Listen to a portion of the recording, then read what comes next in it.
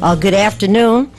This is Friday the 13th. This is usually a day of great suspicion and whatnot for lots of folks. And I tell you, these days we should all be wary and concerned. If you were looking for the weekly broadcast of Ask Welfare Rights, you have been successful. My name is Maureen Taylor. I work with the Michigan Welfare Rights Organization, and this is the weekly broadcast of Ask Welfare Rights. We're going to try to go over some issues and whatnot and bring some clarity and maybe some information to folks that you may not know that's based on the week that we have had. Now, ordinarily, Marion would be sitting here with me. She's on her way. Might be in the building already, but we're stretched in terms of capacity, so all of us are somewhere almost every day.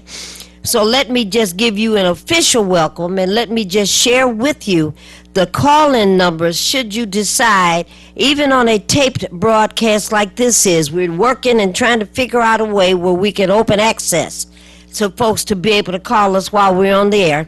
But you can call us if you are on your computer or if you've got a Fire Stick. And a couple of more ways. Area code 313, we're always in Highland Park.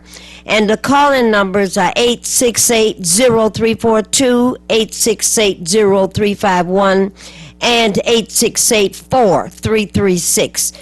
The website information, it has not changed, www.tv33WHPR.com. And of course, you are watching the greatest station in the nation, WHPR, or what's the other one? HPS, got it, 15.2. And you can get us on that channel right now. So folks that have an opportunity to call in, we will ask you to call in. But right now, we're going to share some information. What an awful, awful week. No one was surprised when the governor declared Michigan in a state of emergency. No one was surprised at that news. So, hold on just a moment. Let's go here and let's go there. As she declared a state of emergency, and at that time, earlier in the week, there were only 2 people that were identified from the state of Michigan that had been diagnosed with the virus, the COVID-19 virus, a let me say it right. Yeah, wait a minute, I don't want to say it wrong. The coronavirus. I'm used to calling it the COVID, but the coronavirus. And that was a person who, one was out of Oakland County and the other was in Wayne County. And those were the first 2. But of course, no one was surprised after a few more hours, a few more days to be told that, or at least you hear the information, that we have more than 2 confirmed virus diagnoses already. And the information that you've been getting from number 45, certainly information that's been shared by the White House, has been flawed and suspect at least. Dr. Fauci, who is the head of the International Health Department or something like that. I've forgotten right now. My brains are scattered because I've been doing so many things today. He's been on TV quite regularly talking about the fact that we are not ready with these tests. We're not ready to be able to test folks. The information is shared quite regularly that in Korea they're testing 10,000 people a day. And I heard the latest statistics, and that was in the state of California. There are 8,000 tests available in California for 40 million people. It's just ridiculous. 8,000 testing kits available for 40 million Californians. So Dr. Fauci is suggesting that it might take a week, maybe a week and a half, 2 weeks, before the United States is up to snuff in terms of at least the testing kits that need to be available, because this is a virus that is spreading quite quickly. The other thing we'll start off with, and Marion is coming in, the other thing we will start off with is this question of the water department. And everybody knows that we've been watching these talking heads for several weeks now, talking about the first line of defense for the virus to avoid it is frequent hand washing. And that was so difficult to hear, knowing that there were thousands of people, at least in Detroit and areas surrounding Detroit, that were without water. So a lot of pressure had been put on the governor, lots of pressure from across the state. And finally, she engaged a conversation with the mayor to talk about you have to turn all the water on. We're in a national emergency. This is a health crisis of untold proportions, and we cannot fool around with this anymore. So the mayor came up with a $25 opening fee. I guess some more conversations went back and forth, and oh, Lord, the governor decided that rather than continue that debate, she would authorize payment of the first $25 for anybody that couldn't pay it. And then after that, it's $25 per month to keep the water on. And this is absolutely critical, because if in fact we're in a state of emergency, then that means that we have to do something about low-income people who need to wash their hands as well. So, Marion, I'm glad to see you. I know we've been running. We've been all over the place today. So, callers, we'll hold on to you for just a moment. Go ahead, Marion. I'm so happy you called me, because I was still looking at one point and dozed off. I got sick of your president and all they mess. And then what they were talking about today, they ought to just go on and admit the truth. Remember that what we say, Maureen, when we make a mistake, we would talk about that mistake and ascertain the reason why it happened, as well as what we're going to do about it, you know. Yeah.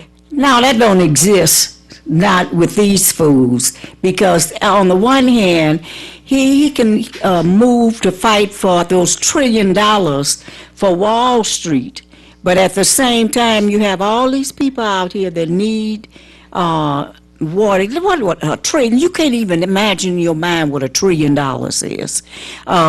You know, people can be in certain homes. We could abolish homelessness. We can abolish the fact that people are hungry. I mean, people could have decent schools and everything. But no, he preferred in taking care of the rich over and above the vast majority of the people that are living in the United States of North America. He could help people on the international level, but that has not been happening. And as I was reading in Raleigh this week, I wanted to let you know, I think I told you about it, and that is that they say the highest rate of people that are homeless and in the street are women. Not a surprise. Women. Yeah. And, you know, he didn't do nothing about that. Well. And then he was so slow. I know you probably saw him on TV watching him this evening about how, I mean, he couldn't have everything gonna be all right. But yeah, everything's going to be all right, because you already probably been diagnosed and everything else, and your family's taken care of. But our families out here are wondering what is next. Here we got to be quarantined in our homes and everything like that, but yet and still we can't. They won't open up the door and say everybody should have a right and implement the question of health care. The test, and we can't even get to can't even get to it. Look at China. How many days it took them? 3 or 4 days, and they built 3 or 4 hospitals in 3 or 4 days. And are helping other countries. Yep. And they're coming out of the process, the the problem, the crisis. The virus numbers are going down. Yeah. Not here. Yeah. It's just beginning. Yeah, just beginning, so this is a nightmare. Marion, these callers have been waiting for a while, so why don't we pick them up? Caller, you've been very patient. Thank you for waiting, and thank you for calling Ask Welfare Rights. You are on the air, caller. Good evening, ladies. And Good evening. Boy, I tell you, it's something. It's Maureen. Yes. I have some information that I would like to share with you, Marion, that I don't think that you all are aware of. Go ahead, dear. United Housing Coalition. Yeah. At 2727 2nd Avenue. That's right. Now you're on TV telling everybody with Mrs. Sabri, come down there and they can help you save your house. They're down there trying to make people come out of the payment plan to buy their house back for the back taxes, and people are losing their property. No, that's not right. Let me tell you what they're doing. I'm real familiar with that. Yes, because there's some folks that are so far behind on their tax payments that they cannot afford to pay to catch up.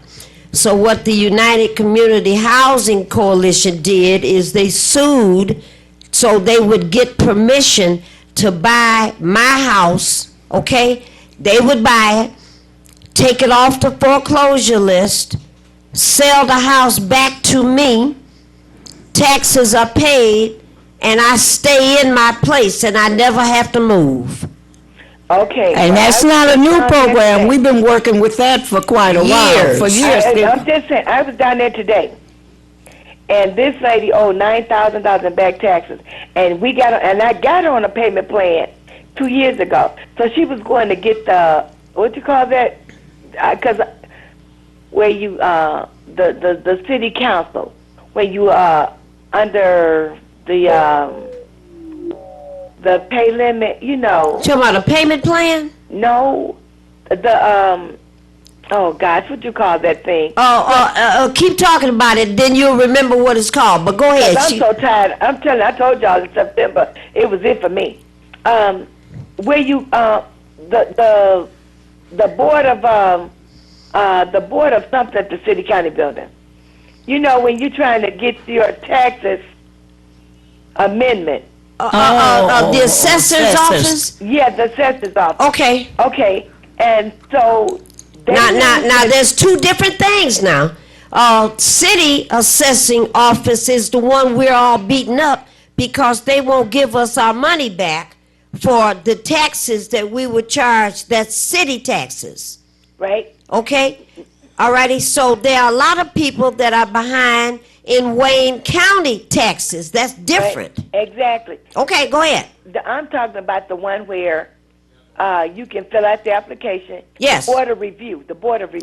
Yes. I'm telling these people about to drive me crazy. I wish they called y'all office and stop calling me. And so that's what she was supposed to be going down there to do. I took the lady down there, and they gonna try to tell her, no. Well, what you need to do is that you need to let us buy out your taxes, and then you can buy your house back. And I said, no, we ain't trying to do that. She's been in the program for over a year now. Why would she want to do that? And I understand where you're coming from, but a lot of people get caught up in that, and some people cannot do that. So stick with the plan. Eric Sabri and he got that plan done. Stick with the plan. Okay, now listen. Okay, we're going to have to talk offline. And, I'm at a school, and all the schools are closed, so I'm going to be at Welfare Rights a couple of times a day now for the next 3 or 4 weeks, however long this thing takes. I'll call Tawana. Okay, yeah. Does she still be down there? We got a crisis that's going on, so, we going to be in and out. But I'm telling you, people are making mistakes. If you want to find a way to keep your property and you are in a payment plan that you couldn't keep up, they got these rules. If you mess up 2 or 3 or 4 or 15 times, then you're out. And the last place to get some help is to go downtown and let these people buy your house for the taxes that you owe. And it's gonna be lower Then than what you pay. can buy it back for the same amount, and your taxes are done. I'm telling you, and I'm willing over these next couple of weeks. I'll come pick you up, and we'll go down there, and we'll deal with this together. And Marion, we ought to have the United Housing Coalition to either call in or come in here. So need they to can come explain this They to need people, to come because, see, in. we making I'll call mistakes Ted. because You we want me to call confused. Ted? What? You want me to call him? Say it again. I said I call him Ted. Okay, Call yeah, Ted Ted. Phillips. I know who you mean. Yeah, so, you know, I'm going to We all call. on the same page, right? Yes, we on the same page. Okay. So listen, you call down to Welfare Rights and leave your number, and I will call you. Cause see, we got to be clear about everything now. Okay. Oh yeah. All righty, and I say I'll come and pick you up, and we'll go down there together. Okay. All righty. All right, dear. Okay, so I would do that, and if not, I'll leave it with Sylvia. That'll work. Just leave your number. We'll get back to you. Okay, all right, and you all keep doing a great job, okay? All right. You Thank you too. so much. Okay, you're welcome. Bye-bye. Bye. All right. Thank you very much. Caller, you've been so patient. You've been waiting on the line a long time. We're so sorry. Thank you for calling Ask Welfare Rights. You're on the air. Okay, I want you and your listeners to look up Dr. Francis Boyle, Boyle, and what he's saying is China knew in December the 1st that their warfare lab had leaked this stuff out. And if you go to public records, the scientific literature would tell you even the U.S. of A. has about 12 of these industries right here, and they need to destroy it and contain it because it's a biological weapon that's being leaked out. He even mentioned that the CDC knew about China, and they know about, they caused, here it says, CDC biologic agent poisoned our troops. About 11,000 was murdered and 100,000 was disabled because they got these labs and these scientists, and they are leaking this stuff out. So I don't think it's an accident that we're dealing with this. He said it's mixed up with the flu, corona, and HIV. And he said that traveling 6 feet apart from each other, if somebody cough and sneeze, you can be, infected. seen that. And he said the incubator is like 14 days. You can look good, feel good, but you can still have it and pass it on to somebody else. And that's right. So, he said that the United States has 12 of these facilities. So, they ain't no angels. And what they did is they sent it to I forgot who they sent it to. I can't even say his name because they got the funny names in Iraq. And when he didn't do what they thought he was going to do, they sent the troops in to destroy the plant. And when they went to blow it up, they got infected and murdered and poisoned and disabled. Okay, So, now, our own government is trying to kill us, y'all. Caller, even if all of that information is true and correct, what are we going to do now? That's what he's saying. We got to work on getting these things closed. But now, like you said, we got to take precautions, and everybody got to use common sense. Okay, I think we probably have to do a little bit more than that. And Dr. Boyle, what state does he live in? Do you know? No, but his name is Francis Boyle. Francis Look it Boyle? up. Yes, Francis Boyle, Francis, Boyle, Boyle. Yeah, we need to reach him. It down. Yeah, we need to find him. What's going on? Yeah, we need to find him because we need solutions. What are we going to do? Even if all of that information is correct, okay, this is Friday the 13th of March. What are we going to do? Oh, yeah, 13th. Yep. So, all righty, caller, that's interesting I information. say that the people have to come up with $25 payments, and I guess they need those payments in order to get that water to stay on once I guess they put it on. And not only that, not only do they have to get those $25 payments in, But at the same time, people have to begin to come to these meetings that we are calling, to become a part of the action, to be able to not only talk about it, what are we going to do about it? It's one thing to call a hearing, and call a hearing on taxes. It's another thing to have a plan of what you're going to do once you come out of that hearing. And that's the same thing with what we are facing right here today, is that this president has prepared for the rich. What are we going to do for the people that we know around in our neighborhoods, around in the country, that know that we got to prepare also. But and not only do we prepare, but we got to march as one. Oh, I just watched Dirty Money yesterday, and they were talking about the guy that married Trump's daughter, and how he went to New York and bought all that prime land, and the way he got those people out of those apartments that had Section 8 was they went in there all hours of the night and started doing construction to destroy the place. And that's how they pushed them out. Yeah. Well, that's what they're doing here. They're doing the same thing here. Look at the mayor of Detroit. He's still sliding his feet. Not only should he be talking about $25, but he should say, we're going to come out of this with the water affordability plan. We're going to start working next week to make sure that no one's water should be shut off. It should not be shut off. Water is connected to everything that we can think of. Well, he's not there yet. So, caller, stay tuned, because we got some information we're going to share today, okay? Thank you. All right. Thank you so very much, caller. Appreciate the information. Caller, you've been very patient. Thank you for waiting on the line. This is Ask Welfare Rights. You are on the air, caller. Yes, good evening. Good evening. First of all, I really enjoyed listening to you the other day on the interview when they was interviewing you about the $25 water fee and all like that, which is a good plan. 25. And you said it right when you said y'all have been asking about this. Nobody water should be cut off. All this water around us and so forth. So anyway, because that's a health hazard. Yeah. They should not only just do it now, they should continue that plan. That's right. And you don't have to pay the $25 right now. The state, I understand, is paying it, if I'm correct, if I heard it right. That's then correct. You start paying on it, and $25 ain't that much if you got it. That's right. The governor said she would pay the first $25 for anybody that couldn't pay it. Start and a good help. Now, that's right. And people should follow, like you were saying about the taxes and stuff like that. Get out there and go down there and make arrangements to keep your house. Now, one more thing I want to say, too.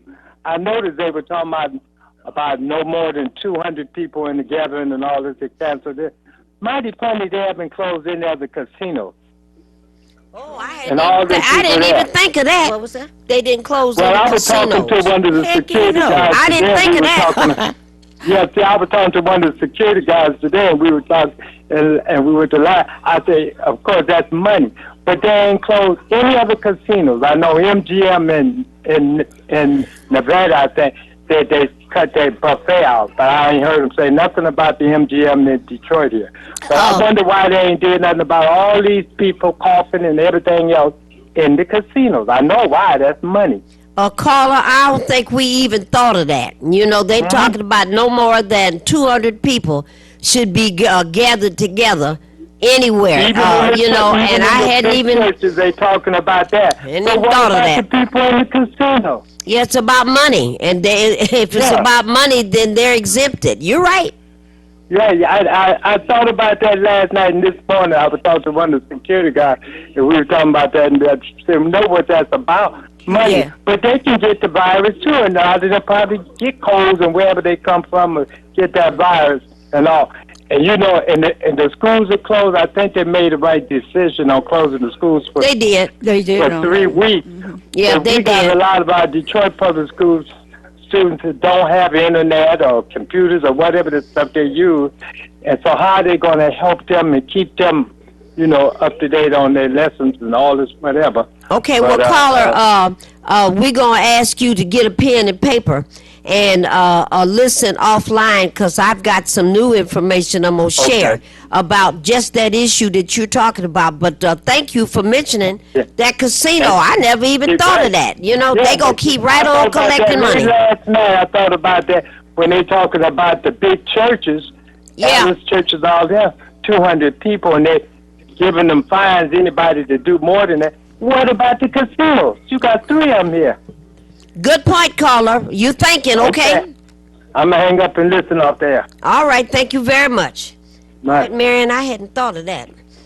At my school, Detroit Community, the staff had made some telephone calls and got a hold of Comcast. And Comcast has agreed to open up a particular station. I don't have all the details about this, but it's going to go to all of the students at my school. But they're going to open up a particular station for your regular TV viewers to turn on, and that's where the lessons K through 12 are going to be taught at a certain time of the day. Alrighty, and if you don't have a television set that can access this particular channel, Comcast apparently has agreed to provide laptops so that students will have laptop capacity and accessibility to be able to follow their lessons over the next 3 weeks. Now, I don't have all the details about that because I just heard all of this today, because it's so much, what's the word? It's so much chaos, and no supervision and no organization and no management and, no leadership, nowhere.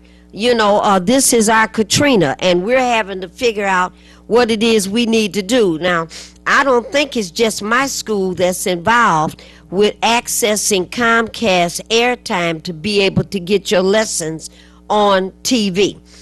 And I want to say that because even though I don't have all the details, folks should be calling. Well, at my school, we're going to get a one-call message that's going to go out tonight and next 2 or 3 days to tell the students at Detroit Community what to do.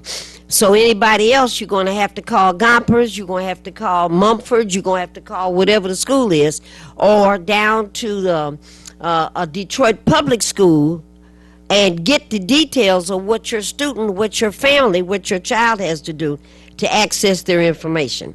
Now, the other thing, Marion, is what about the kids that have to, that depend on school lunches? Now, they were talking about that today, and what could they do to be able to deal with that. And then you called me and was telling me that people are beginning to step forward Yep. and trying to deal with that problem. If you can help out with that, because see, the children get breakfast and lunch at school. On the weekends, they on Fridays, they go home with lunches for the weekend, where they can have something to eat, and that's nothing to play with.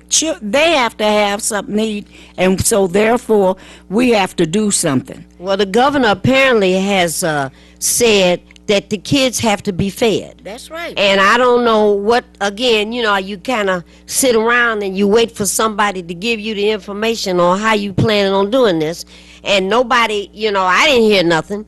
But what I did hear, Marion, are a number of community groups and merchants that have reached me saying we're prepared, shop owners, the president of Garden, what's the name of it? Garden of White Furniture. Yeah. Called me. thought about And that yeah, yesterday. Rachel. And she said, look, we're going to start putting together food baskets and food bags and whatnot. And we'll need you to tell us how do we get this food and these items to these children. And then some more folks called. The Arab Chaldean Merchants Association called me and said, look, just tell us what is it that we need to do. So, Marion, I'm going to float this idea because it's so much, people call the welfare rights like they think we the government, we got to figure out We're how to not do the all this government. stuff, But here is where my head is, and I got some documents for you to kind of look over after air. But You know, I'm thinking we didn't called around, and there are 12 zip codes in just Detroit. 12. And my thinking is we need at least 5 stores in each of those zip codes. And children, all the kids have ID in high school.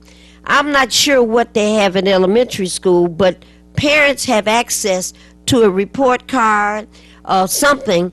And if Mrs. Jones and her 3 kids go to store number 1 in 48223 and say, I've got 3 children, here's the information, and we need to be able to have some food. That means that the governor needs to send $5,000 to each of those 5 stores, $5,000. Each family is eligible for a minimum of $100 a week, up to, I don't know how much does it cost to feed a family of 5. I don't know anymore. You know, I don't know how much it costs.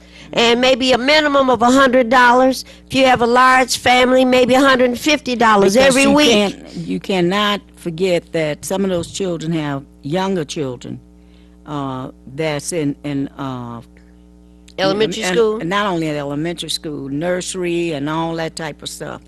And so, you know, but it could be solved. Okay, but you hear where I'm going? I see where you you're get going. a minimum of $100 a week, and maybe up to $150, $175 a week. I don't know, whatever.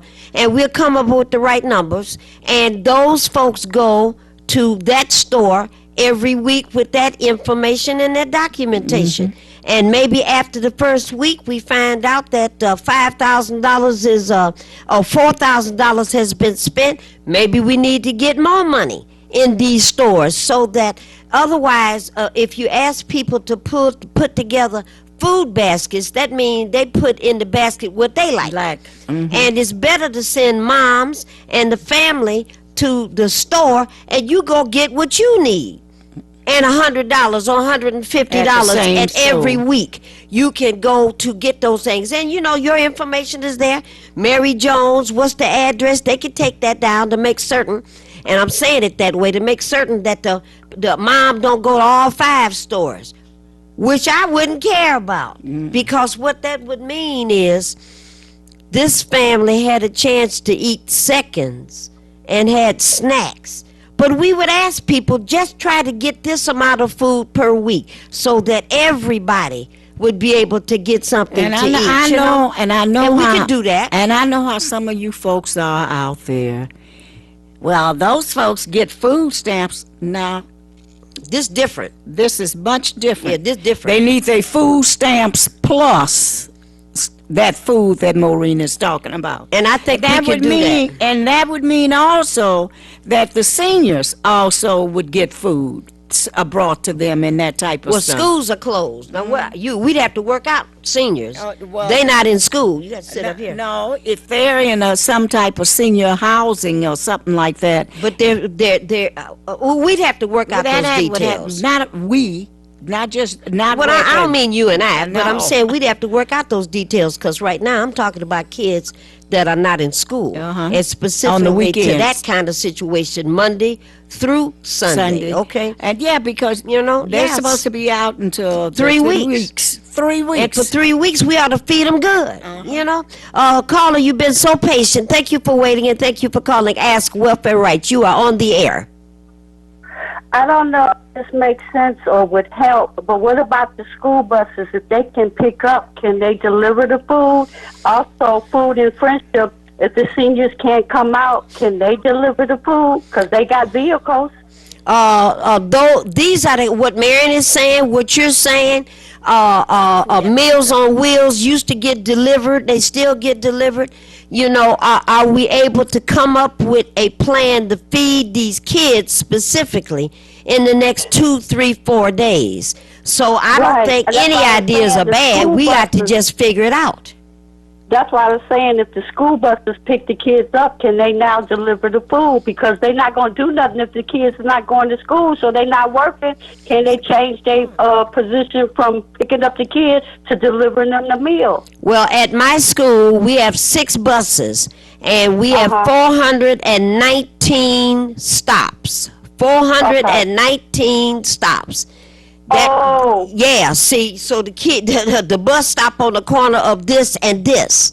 And so, we're not picking kids up at their doors because it's too many. And the buses are full. So, but keep thinking. Okay, Because for the next 3 weeks. Yeah. I'll brainstorm something. Brainstorm some more. I appreciate that. Thank you very much.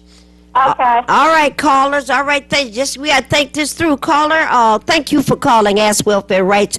Caller, you are on the air. Sorry to call like that.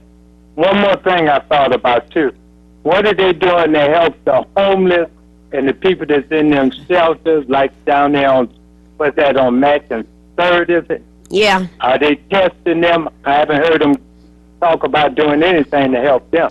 We don't have enough tests for anybody. No, they're not being tested. We don't have making enough. sure at least get their sanitizers and stuff like We that. ain't even got Okay, they're not testing none of us right now. Right. Yeah, it's a mess. It's a mess, Yeah. Stay tuned now and listen as best as you can, because we got to solve a lot of stuff between now and 2 or 3 days from now, okay? Yeah, especially them casinos. Yeah, I like that idea. Okay. Okay, thank you. All right, Marion, I got phone numbers in case people want to call to get information about a health condition that's connected to these viruses. The Beaumont number is area code 248. Is that on there? Yeah, I'm reading it. 248-551-7000. Area code 248-551-7000. Now, that's the number to Beaumont Hospital. So if a person wanted to call and say, listen, I'm having shortness of breath, I'm feeling dizzy, I'm getting a fever, what do you think I should do? That's a number that you should call. Do not. Got 2 more numbers. Go Do ahead. not sit up there and say, I'm going to get over it. I can take care of this. Call the hospital number that she just gave to And you. ask the questions. Uh-huh. All right, DMC call center. They set up a specific number for people that want to say, I've got these kind of conditions. What should I do? The DMC number, 888. The letters DMC, I have to look that up. What letters are those? DMC 2500. DMC, and that stands for Detroit Medical Center. 2500. Okay, Henry Ford Hospital. Direct line, area code 313-916-2600. 916-2600. Pay attention to what Marion said. If you're sick, looks like you have a fever, you're Call developing those some numbers. shortness of breath, you better call somebody before, these numbers medical right here. people. There's medical people so they can tell you what They're to do. asking you this all on the TV and everywhere. Do not hesitate. Call and tell them how you feel and what's going on, because then they can direct you to the right place or get somebody out there to get you. Absolutely. And whether or not you have health care coverage or not, that doesn't matter. That does not matter. All right, Marion, here's this other flyer. If your water's off, Detroit Water and Sewage Department will restore service for $25. This is the city's flyer. After that, it's a $25 a month payment that is due during the outbreak. Keep your water flowing. Now, Marion, people do not know what to do. I'm just stunned. If your water is off, if you're being threatened with shutoff, and what it says is how to sign up. You are eligible if your water service has been interrupted due to non-payment, or if you received a shutoff notice that you are at risk of your service being interrupted. You are eligible, and you are supposed to call area code 313-386-9727. 386-9727. If you call that number, that's Wayne Metro. If you call that number, And did you hear what she said? Wayne Metro, not Detroit, not Highland Park. It's all of us. That's within Wayne County. Well, we're going to talk about that. You have to call that number, and what the city's doing is not a good plan. Now, on Wednesday, 2 days ago, that was the first day, Marion, you could call in to have your water restored. And what was said is that there were more than 1,900 calls that were taken that day. And, not enough people to manage all these calls. And they're trying to get information. What is your name? What's your address? How many people in your house? And whatever else they're asking. I don't know why we have to ask all of that. But 1,900. Then the next thing that happened is that Gary Brown suggested that 500 of those 1,900 calls were being processed. I don't know what being processed means. I don't know what that means. Then the next piece of information was that anywhere between 160 to 170, someplace in that area, houses where there was no water were going to be reconnected over the next couple of days. Well, if we're going to do 160 to 170 reconnections, and we started off on Wednesday with 1,900, I'm sure there was twice that many today, or yesterday, and 3 times as many today.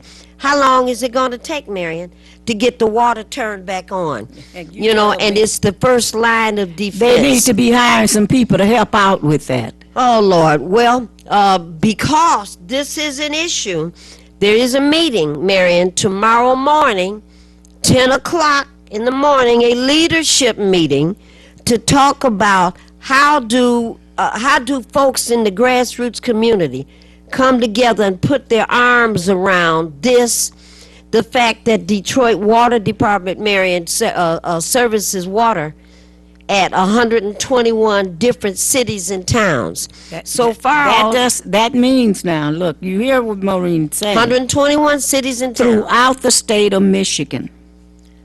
No. Is that what, because Detroit Water and Sewage Department service a lot of places throughout the country. But that's the 121 cities and towns. There are others outside of that, whose water might be off. Yes, right. And so far, the only discussions are about, water going to be restored for people in Detroit. Well, what about folks in Highland Park? What about Highland Park? What about Hamtramck? What about Sterling Heights? We haven't heard, Township? brother. We haven't heard that water had been shut off in Highland Park nowhere. Nobody has water shut off in Highland Park? We haven't heard none, but I will check on it first thing Monday morning. Because water in Highland Park has to be turned on, too. Yeah. In Hamtramck and every place else. We tell people in Highland Park, if you got problems with the water, you better say something. Better say something and call us. But the thing is, Hamtramck, Sterling Heights, Township, all of you. Sylvia and them been working with those folks out there in them trailers. Yes. And water off all over in these suburban communities. Everybody's water has to be turned on. All we have to do, Marion, and it's just scary to me. People don't want to believe that, that's that city and stuff. If No, one it's not. city is affected, your city is going to be Well, let me say this, affected. Marion. If one person in Detroit is diagnosed, and we know it's coming, one person in Detroit is in Detroit now. Mm-hmm. No diagnosis here yet. One person is diagnosed with this virus. Then, as close as we are to our sisters and brothers in Highland Park, as close as we are to our sisters and brothers in Hamtramck, and we work all together, all you have to have is one in Hamtramck or one in Highland Park, and it's going to explode, and now we off into an area that we cannot control. And I'm not suggesting that we can control anything right now. But in a major city like Detroit, this thing don't work right, and we're trying to prevent stuff. So please come tomorrow. This meeting is at 10 o'clock in the morning. It's only going to last 2 hours. We're not going to be here. It's going to be at the Cass Commons, at the corner of Cass and Forest. At the church. In the church. Across the street from the restaurant. So it's right there on that corner. What's the name of that church? Unitarian. Universalist Unitarian Church. And should you need a place to park, you could park on the side of the church if there's any parking space left, or you can go on... In that Prentice Street, is that street? No, not Prentice. What's the side? Forest and what's the other side? Cass. No. Here's Cass, and here's Forest. What's this street over here? No, you did that wrong. You know? Here is. You know? But you know what I mean? Yeah, you go around the corner, and It's a parking lot. it's a parking lot You'll see it. across from the church that Yeah. you can anybody that's Thought that around was there Prentice Street. and find that. All right, and what it says is it's a great big old parking lot, and it says for people who are going to Cass Commons, and so you can park there free of charge. If there's space on Cass, you can park there, and if there's space But you have on to- Forest, On the weekend, do you? I don't know if you have to park on the weekend, but you know, folks got to be smart enough to figure out what to do now. Because we need all ideas, Marion, we need all genders are invited, all faiths are invited, all, doesn't matter who you are. We're going to be there for 2 hours, and we're going to have to determine what to do about water being turned on across the state immediately. All right, we're going to have to do that. Now, Marion, what you don't know is something I saw just before I left the school today. There's a petition being circulated, and I guess they're going to court Monday. These attorneys, they're going to court to ask for a moratorium against evictions. I thought that's a good idea. I love it. No more evictions Are while those our we in this. lawyers? Say it again. Then that must be our lawyers. These are our lawyers. Okay. Yeah, they go into court Monday to demand, and they go into court and they're going to demand that 36th District Court, especially, stop these doggone evictions. Because all that do down at 36th District is fight for the interests of the landlords. And that's David Robinson. I want to call his name. David Robinson is a judge. I feel so sad about this because we went to school together. And David Robinson, he's more than just a Republican. Apparently, he's turned into a bad man. And he was so nice and so much fun. I don't know what the heck happened. That you know? was when he was coming up. And You know? he had a mother on him. Well, he turned into something else, but he is notorious. He turned into a robot for the benefit of the corporations. Well, So, he is notorious for evicting low-income people. You know, people may not be able to pay their rent. And other judges, Steve and the rest of these judges used to give people 30 days, 45 days, 60 days, go find a place for you to live. But here's a judge that gives people 3 days. See, it's just we got endless. to see about, Yeah. we got to begin to He need to be voted out. not only voted out, we need to go to their churches. We need to go to some of these places on Sunday and say, why don't you stop the line that you worshiping in here? What you are doing, you worshiping yourself. That, so, people, y'all got to, and those people be at church with you. And you don't say nothing, but hello, Steve, hello, so-and-so. Because they're a judge. Because they are judge. Look, they're human doing like wrong. you. They They doing are wrong. wrong. Yeah, they doing wrong. And they need to know that they are wrong. And this is yours. That's your flyer. Now, here is something else that I created. Here's your other flyer. That's the one I think we should push at the meeting. And that's easy to see. Now, I got a really good idea, Marion, and comment on it. We down to our last 4 or 5 minutes. Navarre said, rather than, flyering, then he thought about it. He said we should flyer and take these flyers out with, big fonts and just a few words, and put them in gas stations and put them in Everywhere, wherever else. everywhere. But Navarre had a good idea. He said, why don't we see if we can get the governor or some of these churches or somebody to donate some money, and let's go do lawn signs. I thought, that's a good idea. It's a good idea. is a right. And to human get yours right. turned on, call this number. That's a good idea, because we have to spread this information throughout throughout Wayne County. I don't know how we're going to do it. So at the People's Water Board, Bridget was there. You haven't met her before.